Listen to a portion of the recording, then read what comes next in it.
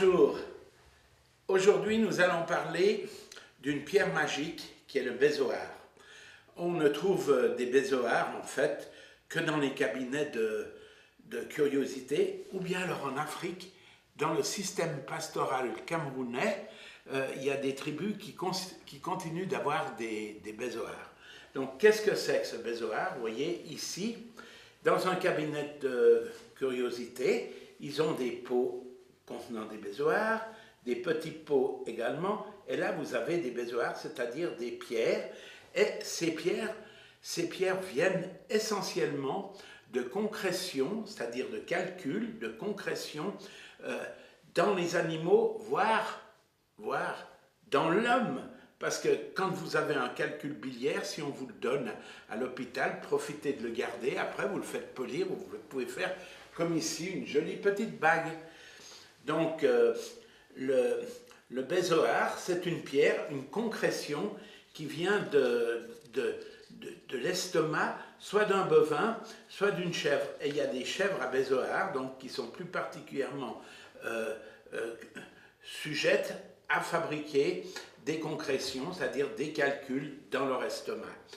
Donc ces calculs, ces pierres qu'on utilisait après, qu'on a retrouvées dans ces cabinets de curiosité, c'est parce qu'elles portent chance. C'est pour ça qu'on a dit que c'était une pierre magique. Quant aux Camerounais, eux, celui qui est le responsable du cortal, là où toutes les bêtes du village vont être je ne veux pas dire stockées, mais parquées en tout cas, eh bien, celui-ci, il ne peut être le berger chef que s'il possède la pierre, cette pierre qu'eux-mêmes ont issue d'un bovin. Voilà ce que ça donne. Vous voyez ici des pierres venant d'un estomac de bovin, vache ou taureau, peu importe. Et ici, vous pouvez voir, ça prend déjà des formes magnifiques. On peut bien le couper après. Et ensuite, on peut effectivement s'en faire des bagues ou s'en faire des boules comme ça, que les gens pouvaient conserver. En fait, le bézoard, il est en fait le synonyme de la corne de licorne, puisque la corne de licorne aussi, par rapport au duc, au roi qui possédait des cornes de licorne, probablement plutôt du narval que de la licorne, mais enfin peu importe, ou alors de la licorne qui était issue de chèvres ou de brebis, et non pas de chevaux, comme finalement la grande légende le fait croire. Eh bien voilà, ces pierres, vous voyez, elles étaient magiques, elles vous prévenaient de tout empoisonnement. Voilà la chèvre à bézoard. Ici, avec des explications. Voilà cette chèvre qu'on retrouve surtout dans ces régions. Vous voyez ici, il y a la carte. C'est surtout le Pakistan, la Perse, enfin l'Iran, Pakistan et un peu l'Inde. Et cette chèvre qui est notre chèvre, c'est notre chèvre initiale, c'est la chèvre, la genèse des chèvres est ici. Toutes les autres chèvres sont issues de ce modèle de chèvre à bézoard. Et c'est dans ces estomacs de chèvre que l'on retrouve les mêmes concrétions que ce que je viens de vous montrer. Voilà une autre, vous voyez, où on voit bien.